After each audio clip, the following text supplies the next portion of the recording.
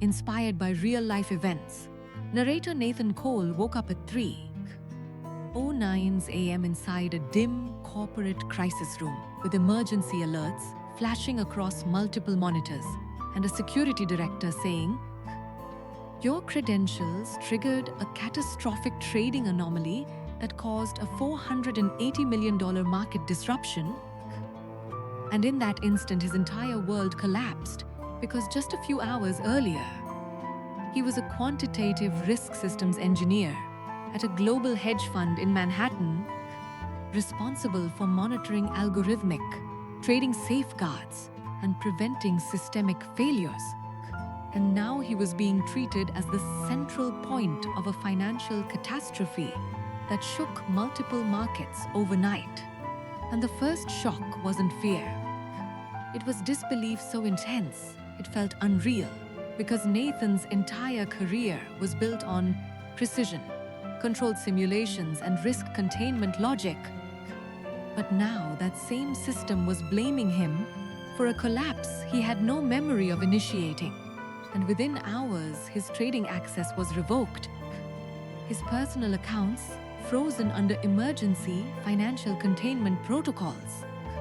And internal compliance logs flagged his identity as primary execution anomaly in algorithmic cascade failure event. And Nathan sat in the crisis interrogation room, replaying his last trading cycle, remembering clean system outputs, stable model performance, end-of-day reconciliations, and then a gap, an unexplained missing execution window between 1:17 a.m. and 2:43 a.m., where algorithmic trading systems showed high-frequency orders being executed under his authentication token across multiple global exchanges. But he had no recollection of initiating any of it. And when analysts showed him synchronized trading dashboards displaying his credentials, triggering automated market sell chains that amplified into global volatility spikes, Nathan immediately said, "That's not me. I didn't run those orders." But the chief risk officer replied coldly, "The system execution trail doesn't require intent, only authorization match." And that sentence broke his understanding, because it meant in high-frequency financial systems, identity wasn't about who you were. It was about what credentials were active. And by morning, he was released under strict regulatory supervision, while his identity was already marked internally as a systemic financial threat. And outside the building, Nathan stood watching Manhattan's skyline still glowing, as if nothing had happened, while global markets were reacting to an invisible collapse linked to his name. And that night, he received an encrypted message on a secure relay channel saying, "If you wanted to understand the anomaly cascade, meet at Lower Manhattan service tunnels. No devices." And despite knowing it could destroy him further, he went, because when a system erases you, survival becomes secondary to truth. And inside the tunnels, he met Isabella Reed, a former high-frequency trading systems auditor who specialized in algorithmic failure investigations and financial system manipulation cases. And she didn't soften the reality. She immediately showed him reconstructed execution graphs and said, "Your identity wasn't hacked in the traditional sense. It was session-cloned inside the trading authorization layer and used to trigger autonomous algorithmic sequences." And Nathan instantly said, "Then I can prove I didn't do it." But Isabella replied, "You're still thinking like someone inside human accountability logic, not inside automated financial systems where execution itself becomes identity." And she explained that the market collapse wasn't a single event. It was a chain reaction initiated by replicated authentication tokens that triggered high-frequency trading bots across multiple exchanges simultaneously. And Nathan's profile had been selected because it had high-level execution authority with low anomaly detection probability, making him the perfect silent trigger for automated cascading failure. And suddenly the case wasn't about fraud alone. It was about identity replication inside autonomous financial infrastructure. And Isabella offered him a choice: to walk away and let regulatory systems finalize him as the cause of global disruption, or help her trace the internal execution relay chain before it was permanently overwritten by institutionals' risk containment systems designed to close cases, not uncover truth.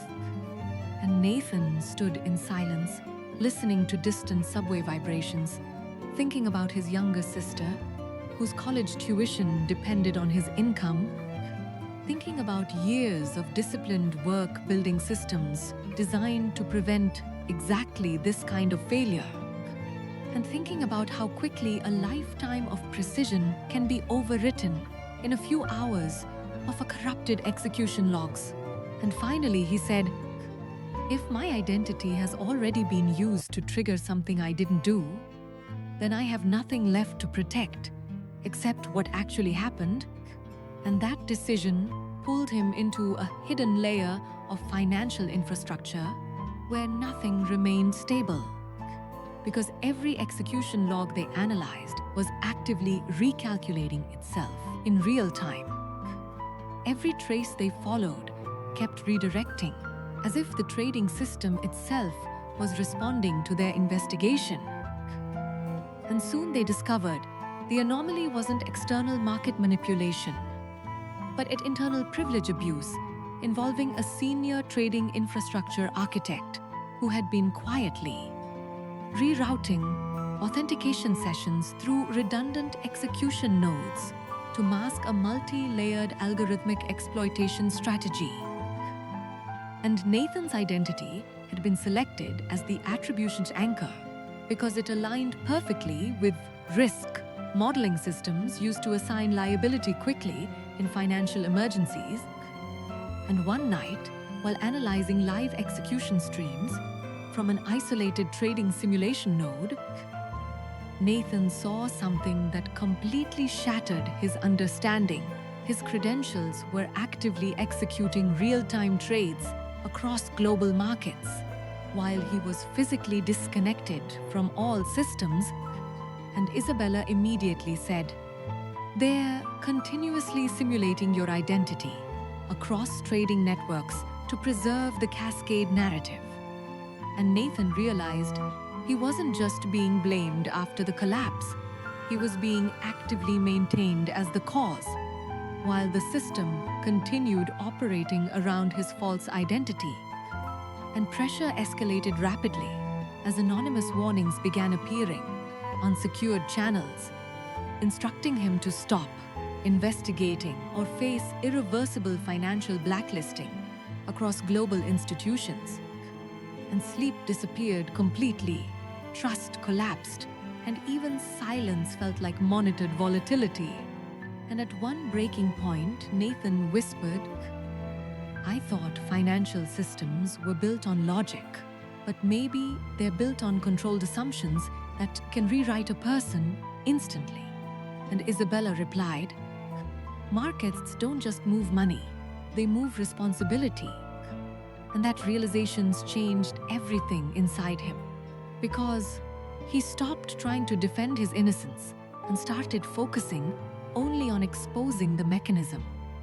And as they dug deeper, they uncovered encrypted execution relay nodes inside.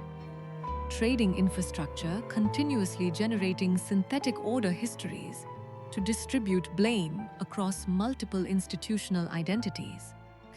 And Nathan's profile had been amplified as the central attribution point because it minimized systemic exposure and allowed rapid regulatory closure. And when they finally compiled enough verified encrypted evidence to trigger federal financial oversight escalation, internal containment protocols activated immediately, attempting to erase execution histories across mirrored trading servers worldwide.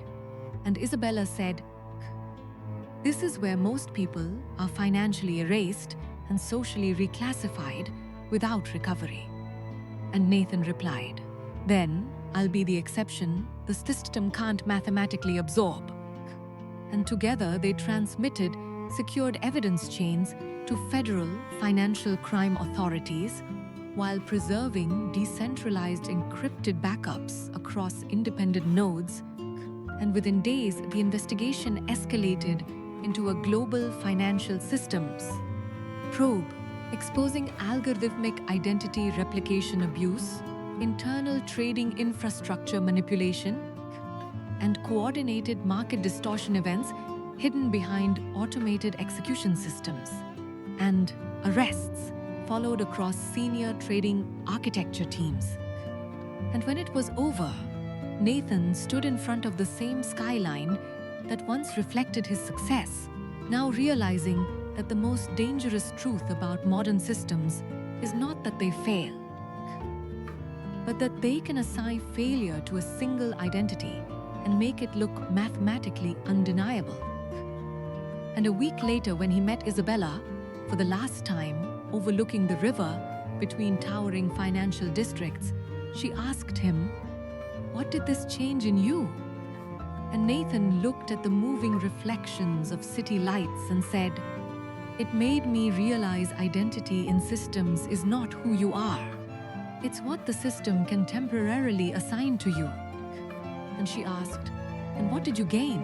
And after a long silence, he replied, "The understanding that truth doesn't survive inside automated systems. It survives only in the people who refuse to accept a version of reality written by something they never executed."